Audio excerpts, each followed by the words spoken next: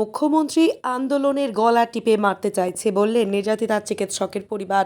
টাকার অফার দেওয়া নেওয়াকে কেন্দ্র করে রাজ্যের মুখ্যমন্ত্রী মমতা বন্দ্যোপাধ্যায় সম্পূর্ণ মিথ্যে কথা বলছেন। মুখ্যমন্ত্রী গোটা বাংলার মানুষকে আবেদন জানিয়েছেন পুজোতে ফেরার জন্য। সেই প্রসঙ্গে নির্যাতিতার মা বলেন, যদি মুখ্যমন্ত্রী নিজের ঘরে এই ধরনের ঘটনা ঘটতো তাহলে কি মুখ্যমন্ত্রী মানুষকে আবেদন করতে পারতেন উৎসবে ফেরার? আন্দোলনের জেরে এটা নিয়ে কি বলবেন? রাজ্যের পক্ষে আইনজীবী সুপ্রিম ওগুলো কোর্টে ডাক্তার বলবেন, ওগুলো আমি কি বলবো বলুন তো, আমি তো জানি না ওগুলো কিছু। মুখ্যমন্ত্রী চেয়েছিলেন আজকে সুপ্রিম কোর্টে যে কি রায় হবে ভেবেছিলেন, বা আজকে যা দেখলেন? হয়েছে, তবে আমি আশা ছাড়িনি, আশা তো আছেই আমার। ডাক্তারদের আন্দোলন থেকে সরে যেতে বললো, 5টার মধ্যে আন্দোলন তুলে নিতে বললো, নাহলে সরকার ব্যবস্থা নিলে আমাদের কিছু করার নেই, এটা জানালো সুপ্রিম কোর্ট। এটা এবার ডাক্তাররা বুঝবে, কি বলবো আমি এটা। মুখ্যমন্ত্রী বলছেন দাঁড়া না টাকার অফার দেওয়া হয়, আন্দোলন আপনার মেয়ের জন্য কিছু করতে চান কিনা সেটা জানতে চাওয়া হয়েছিল, এটা কি বলবেন? একদম মিথ্যে কথা বলেছেন উনি। টাকার অফার তো দেওয়াই হয়েছিল, কিন্তু কে মিথ্যে সেটা কথা তো বলছে? মুখ্যমন্ত্রী মিথ্যে কথা বলছেন। উনি তো বলছেন পরিবার টাকা চেয়েছিল, কখনো চাইনি, বরং উনি বলেছিলেন আপনার মেয়ে তো একটা পাবে, ওটা দিয়ে মেয়ের স্মৃতির জন্য কিছু বানিয়ে রাখবেন। আমি বলেছিলাম দিদি তখনই নেব যখন আমার মেয়ে বিচার পাবে এবং দোষীদের সাজা হবে, তখন আমি নিজে গিয়ে আপনার দপ্তর থেকে নিয়ে আসবো। এটাই উনি বলেছেন যে কোনো টাকার অফার করা হয়নি, না, মেয়ের জন্য টাকার কিছু অফার করে তো দিতে অবশ্যই চেয়েছেন। করা হয়েছে। সেটা কি অফার করেছিলেন? টাকার অফার ওই মুখ্যমন্ত্রী বলেছেন 1 মাস হয়ে গেছে, এবার উৎসবে ফিরুন, অনেক হয়েছে। সব দেশের মানুষ যদি ভাবে যে উৎসবে ফিরবে, কিন্তু দেশের মানুষ তো আমার মেয়েটাকে নিজের পরিবারের মেয়ে ভাবছে। তারা যদি পারে ফিরতে, আমার কিছুই বলার নেই। তবে আমার ঘরেও দুর্গাপুজো হতো, আমার মেয়ে নিজে করত, সেটা তো আমার বাড়িতে তো কোনোদিন আর দুর্গাপুজোর আলো জ্বলবে না। আমার ঘরের প্রদীপ নিভে গেছে, আমি কি করে মানুষকে বলবো উৎসবে ফিরতে বলুন? 1 মাস হয়ে গেছে। যদি মুখ্যমন্ত্রীর ফ্যামিলিতে এরকম ঘটনা ঘটতো, উনি কি পারতেন এটা বলতে? নিশ্চয়ই পারতেন না। উনি বলছেন অনেক হয়েছে, অবরোধ করে মানুষের ক্ষতি হচ্ছে, পুজো আসছে সামনে, উৎসবে ফিরতে বলছে, এটা কি বলবেন? যে একটা মানুষের স্বতঃস্ফূর্ত আন্দোলন, স্বতঃস্ফূর্ত আন্দোলন, মানুষ সবাই রাস্তায় নেমেছে। আমার মেয়েটাকে যেমন গলা টিপে ওখানে মারা হয়েছে, সব প্রমাণ লোপাট করা হয়েছে, ওটা এখন মানে আন্দোলনের গলা টিপে মারতে চেয়েছেন, আর কি বলবো। কারা আন্দোলনে মারতে চাইছেন? মুখ্যমন্ত্রী স্বয়ং। কারা দিদি? যে মিথ্যা কথা বলছে আমাদের দিদি, আমাদের নামে মিথ্যে কথা বলছে। আমরা আমাদের মেয়ে চলে গেছে, সেখানে আমরা মিথ্যে কথা বলবো?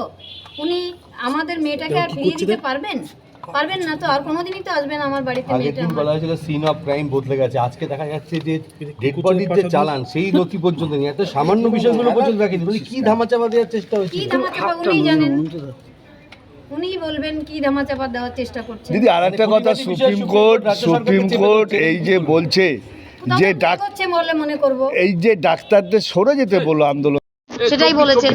দেখো বিতর্কিত চালান নিয়ে প্রশ্ন তুলেছে কোর্ট, সেই ওটা তদন্ত, ওটা সিবিআই দেখবে, ওটা নিয়ে আমি কি বলবো, ওটা নিয়ে আমার কিছু বলার নেই। সেই নমুনা পরীক্ষা করা হবে ফরেনসিক ল্যাবরেটরিতে এমসি নিয়ে গিয়ে।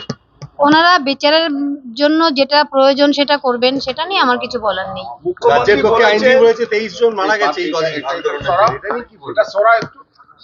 রাজ্যের পক্ষে আইনজীবী ওগুলো ডাক্তার বলবেন, ওগুলো আমি কি বলবো বলুন তো, আমি তো জানি না ওগুলো কিছু।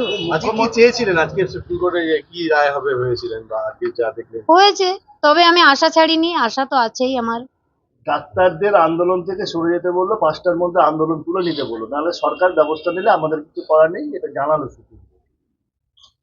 এটা এবার ডাক্তাররা বুঝবে, কি বলবো আমি এটা। মুখ্যমন্ত্রী বলছেন যে টাকার অফার দেওয়া হয়নি, উল্টে আপনার মেয়ের জন্য কিছু করতে চান কিনা সেটা জানতে চাওয়া হয়েছিল, এটা কি বলবেন? একদম মিথ্যে কথা বলেছেন উনি।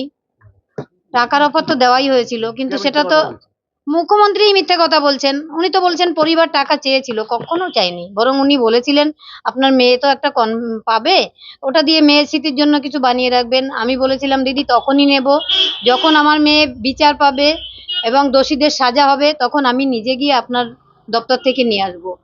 এটাই উনি বলেছেন যে কোনো টাকার অফার করা হয়নি। না, টাকার অফার তো অবশ্যই করা হয়েছে।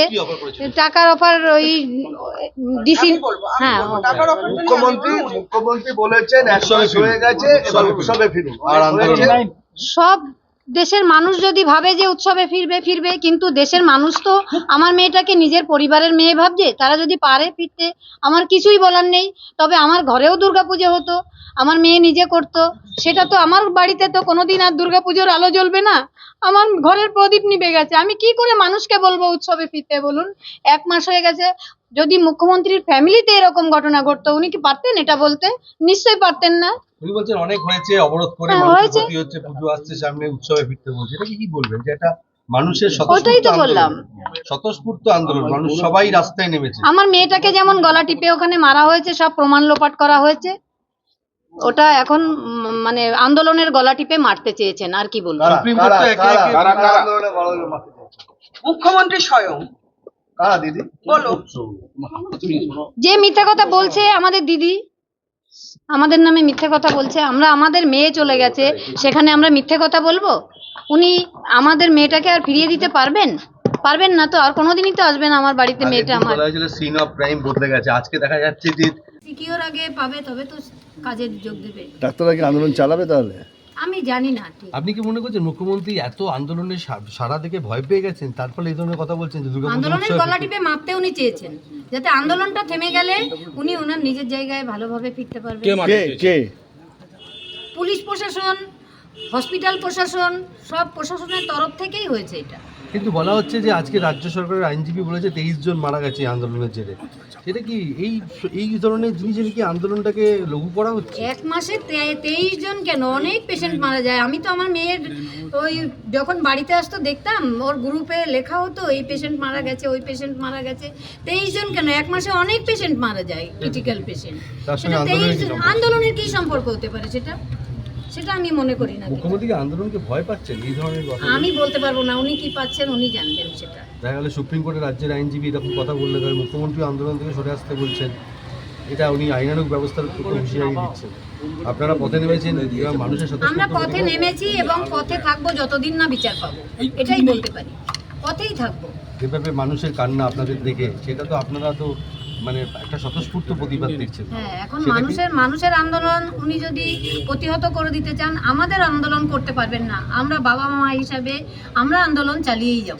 সবাই কাঁদছে, জাস্টিস চাইছে, এই সময় পুজোয় ফিরতে বলছে, উৎসবে ফিরতে বলছে, এটা কতটা অমানবিক বলে মনে হচ্ছে? আমার অমানবিক মনে হচ্ছে, কারণ আমি তো মেয়ের মা, আমি তো সন্তান হারিয়েছি, তাই আমার অমানবিক মনে হচ্ছে। আর আমি কিছু বলছি না। দিদি কেন, কাকিমা কেন?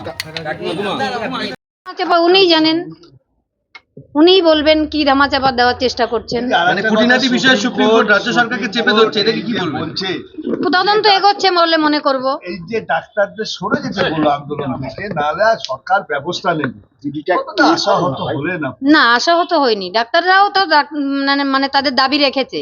তারা যদি নিজেদের মানে সিকিওর না মনে করে কাজের জায়গায়, তারা আন্দোলনে থেকে কি করে ফিরবে কাজে? তারা নিজেদের সিকিওর আগে পাবে তবে তো কাজে যোগ দেবে। ডাক্তাররা কি আন্দোলন চালাবে তাহলে? আমি জানি না ঠিক। আপনি কি মনে করছেন মুখ্যমন্ত্রী এত আন্দোলনের সারা দেখে ভয় পেয়ে গেছেন, তার ফলে এই ধরনের কথা বলছেন যে দুর্গাপূজা আন্দোলনের উৎসবে- গলা টিপে মারতে উনি চেয়েছেন, যাতে আন্দোলনটা থেমে গেলে উনি ওনার নিজের জায়গায় ভালোভাবে ফিরতে পারবেন। কে? পুলিশ প্রশাসন, হসপিটাল প্রশাসন, সব প্রশাসনের তরফ থেকেই হয়েছে এটা। কিন্তু বলা হচ্ছে যে আজকে রাজ্য সরকারের আইনজীবী বলেছে 23 জন মারা গেছে এই আন্দোলনের জেরে। এটা কি এই ধরনের জিনিসের কি আন্দোলনটাকে লঘু করা হচ্ছে? 1 মাসে 23 জন কেন, অনেক পেশেন্ট মারা যায়। আমি তো আমার মেয়ের ওই যখন বাড়িতে আসতো দেখতাম, ওর গ্রুপে লেখা হতো এই পেশেন্ট মারা গেছে, ওই পেশেন্ট মারা গেছে। 23 জন কেন, 1 মাসে অনেক পেশেন্ট মারা যায়, ক্রিটিক্যাল পেশেন্ট। সেটা 23 আন্দোলনের কি সম্পর্ক হতে পারে সেটা আমি মনে করি না কিছু। মুখ্যমন্ত্রী আন্দোলনকে ভয় পাচ্ছেন এই ধরনের কথা? আমি বলতে পারবো না, উনি কি পাচ্ছেন উনি জানবেন সেটা। দেখা গেল সুপ্রিম কোর্টের রাজ্যের আইনজীবী এরকম কথা বললে তবে মুখ্যমন্ত্রী আন্দোলন থেকে সরে আসতে বলছেন, এটা উনি আইনানুগ ব্যবস্থার উপর হুঁশিয়ারি দিচ্ছেন। আপনারা পথে নেমেছেন, এরা মানুষের সাথে আমরা পথে নেমেছি এবং পথে থাকবো যতদিন না বিচার পাবো, এটাই বলতে পারি।